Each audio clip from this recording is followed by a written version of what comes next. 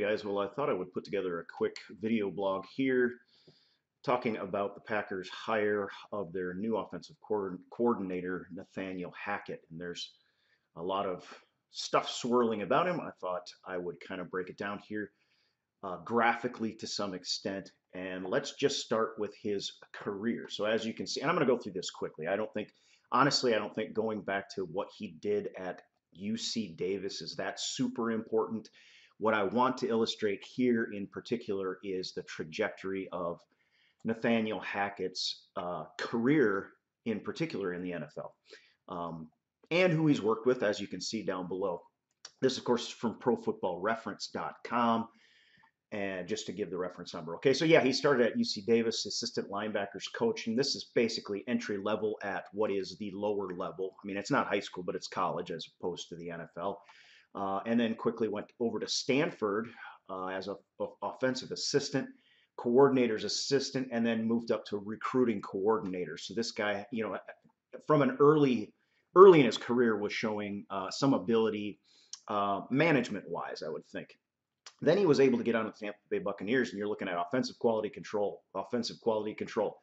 Over to the Bills, offensive quality control. This is basically water boy in the NFL. This is how you get your foot in the door of the NFL, and it looks like kind of flat lines here to some extent, but then has a chance to be the quarterbacks and tight ends coach for Syracuse, which again you would think is really a step down. It's really not. It's down to the college level again, but now he's quarterback and tight ends coach, which I think becomes very important. And I think this is where Hackett finds his sort of niche, which ends up being his niche in the NFL. So he's with Syracuse for a year as quarterbacks and tight ends coach. And once again, look what happens.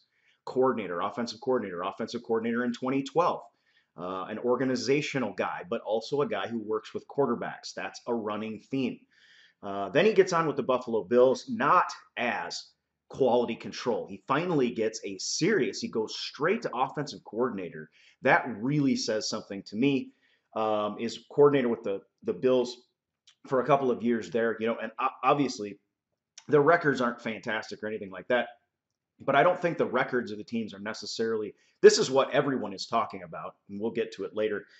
Everyone is so focused on the records of the teams that he coached, and I think there's more that goes into it than that. What you're seeing is a guy who is on this is a very strong upward trajectory to go from college offensive coordinator directly to the offensive coordinator of the Buffalo Bills, having been nothing but a quality control guy in the NFL up to that point. That shows me that people have a pretty high regard for him.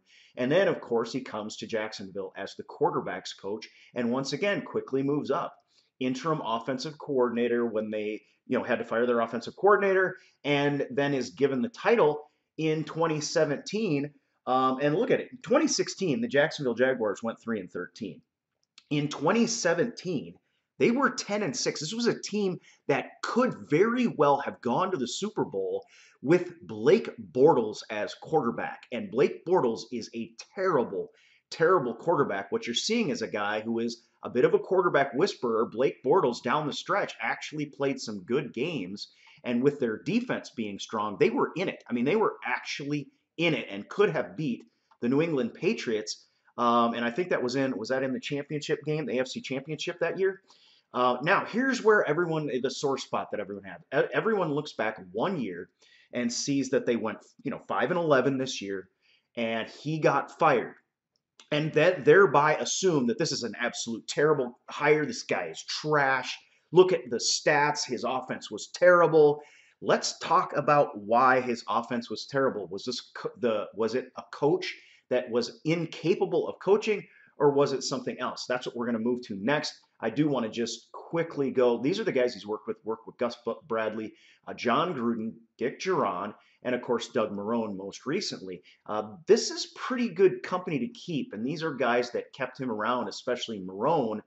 And now, of course, he gets fired from the Jacksonville Jaguars. But the big question is why, and I'm going to try to illustrate that for you right here.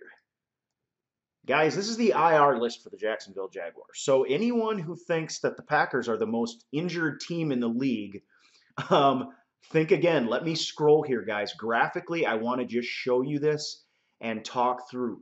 5 of the Jacksonville Jaguars, 7 tackles, IR. And so, and then and remember, this is a team that offloaded Mercedes Lewis. Lewis goes to the Packers. No Allen Robinson. They bring in Austin Seferian Jenkins. Guess where he is? IR. Now, I'm going to show you the top injured teams. This is a 24/7 Sports listing. Listing the Jacksonville Jaguars on their list as one of the top most injured teams. They have players on injured reserve as 12 as of week 10. Sorry, guys. That number is more like 26. Okay? 26 players on IR. Does that not tell you that this may have been a team that is truly desperate? Think about the, what was the Packers' record this year? Not too good. And we have a good quarterback. And this guy, Nathaniel Hackett, was able to at least eke out a few wins with a team that was, 26 guys. I counted 26, 27 guys on IR, including just the offensive line being absolutely decimated. And what did they have left with the offensive line? Let's look at some player grades. One guy I wanted to highlight, because this goes to a podcast I did the other day, is right here, number 64, Patrick Omame. Pro Football Focus grade, a 52.3.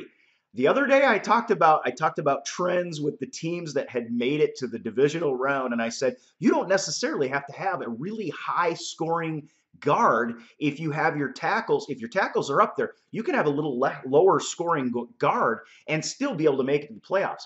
Let me tell you, 52.3 is not what I was talking about, okay? You can be below average. This is just abysmal, all right? So that's just an example, an illustration of what Hackett was working with in Jacksonville this year.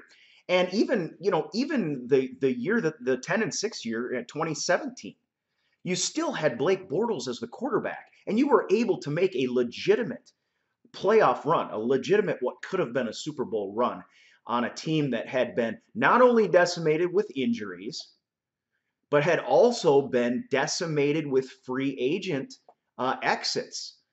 So Hackett was a guy, and I want to show you this, if I can find it here. I want to show you this article, all right? And I'm going to read through a little bit. This is NBC, profootballtalk.nbcsports.com, because I don't think you can quite see that. And it is Nathaniel Hackett. It was a shock to be fired, and I hope that this video doesn't run up on me, because that would be annoying. All right, Nathaniel Hackett wasn't thinking that his run as Jaguars offensive coordinator was coming to an end when Doug Marrone called him into the office on Monday morning. Hackett told Ian Rappaport of NFL Media that he thought they were going to discuss a quarterback change in the wake of Sunday's 24-21 loss to the Bills, but Marrone relieved him of his duties instead. It's a shock. I knew Doug had thought about it, Hackett said. I guess the football gods had it out for me. We started off hot, had so many injuries. We were a completely different team. Guys busted their butts, but you can only do so much. I wish I could have figured something out. That, to me, says a lot, and I think it says a few things. It says what we are getting is a guy who is actually a quite good coordinator, ran into injuries. We know the guys, he's only, 38, 39, and he is going to be motivated. Most of the time, and I know you know this, most of the time, if you're a coach and you are about to get fired, you have an inkling that you're about to get fired. If you don't, it should not have come as a big surprise to to Mike McCarthy that he was fired. I know he said he was, and he could have been surprised because he got fired in the middle of the season. But at least by the end of the season, you're gone in that season, period. Hackett was surprised that he had been fired, as my alarm goes off to remind me. Surprised he was fired. I think we're getting a young guy, and I guess here's kind of the conclusions that I'm drawing from this. You're getting a young guy. You're seeing a trend. The Packers want to bring in offensive-minded people who can work with quarterbacks. He knows how to work with quarterbacks. He knows how to elevate the game of quarterbacks, and he has done that in the past. If you can do that with Blake Bortles, you get this guy in a room with LaFleur and Aaron Rodgers, and you've got a good thing going, he also then can develop. I mean, we've got quarterbacks we have to develop. At some point, we're going to have to be looking for a replacement for Aaron Rodgers. This is a guy who, age wise, can still be around if he's successful. And of course, nobody can guarantee he was. But when you gave this guy, number one, this guy coached up Mercedes Lewis as offensive coordinator in 2017. And look at what happened to Lewis as soon as he came to the Green Bay Packers. He disappeared. Mike McCarthy was a tight end, and I am convinced Mike McCarthy does not know what to do with tight ends. And what we're getting is a guy who we know knows how to make Mercedes Lewis successful in this league. And I think that's critical moving forward.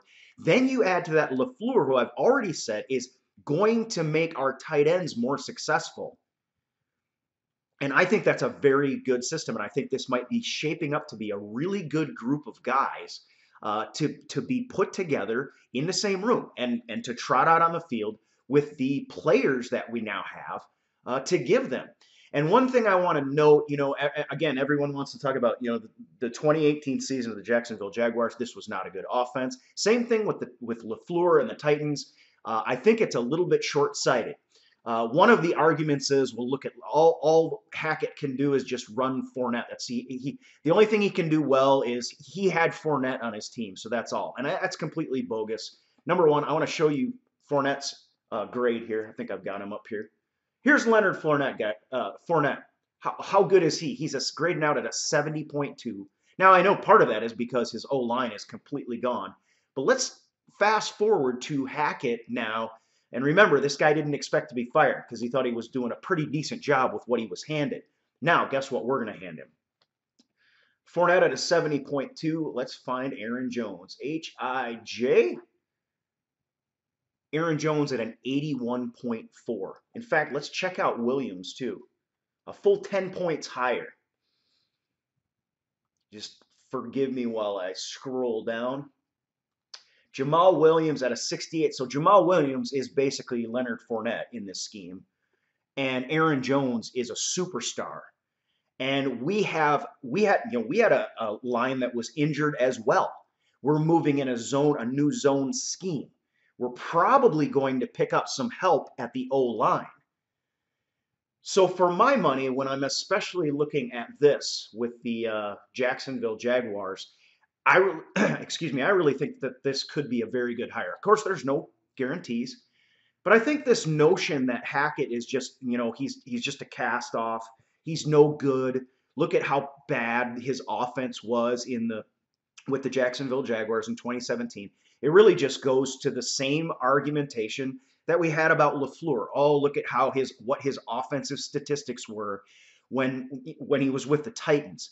And I will go back because 90% of the time you can look at the NFL standings based on pure yardage, and it really does not tell the story, guys. And so I thought I would just dig into the story, hopefully a little bit deeper. I know we'll be talking about it on Good Packer Nation Morning today, but I just thought I'd throw this out there, especially for you guys, and break down a little bit of where he comes from, who he worked with, and some of the situational stuff that went on in Jacksonville. Guys, I think this is a quarterback whisperer. I think he's a young guy. I think Aaron Rodgers is going to be pretty excited by the time all's said and done. Add to that the fact that he's coming into an offense that tends to be a draft and develop. We've got young wide receivers. He can work with them. LaFleur can work with these young wide receivers. We're coming into a new system that, yes, it has a lot of the same terminology perhaps, but it's a completely different wide receiver look. It's not completely different running back. We still ran the outside zone quite a bit. But what we're doing is we're making it a little bit simpler, and these guys are going to be working with younger coaches. I think they're really going to hit it off. And I feel like chemistry has been a very critical thing for Mark Murphy putting this coaching staff together, and Gutekunst and Russ Ball. And you hear them talk about, they're not as concerned about what your record was last year. What they want to know is, can you coach? And do you fit what the Packers are trying to build? They're building toward youth. They're building toward a new wave of NFL offense. We've already got our defensive coordinator in place. We've got a lot of the pieces in place in terms of personnel. We've got our quarterback. We don't have to deal with Blake Bortles. And I can't imagine that Hackett is not going to be absolutely excited, just like LaFleur is, to be able to work with Aaron Rodgers. Now, play calling wise, he's not going to have to call the plays, but this is a guy who is an organizer. He's a manager. He knows how to manage people, and he knows what data is important to get to the people above him. And I think overall, this could be a very good signing for the Green Bay Packers. So I will leave it at that, I guess. This is just kind of short and sweet, but I wanted to make sure and get it out this morning since that will be all the talk will be about the hiring of Hackett today. And I hope you guys have a great day, and we'll talk to you again soon. Go Pack. Packer Nation worldwide.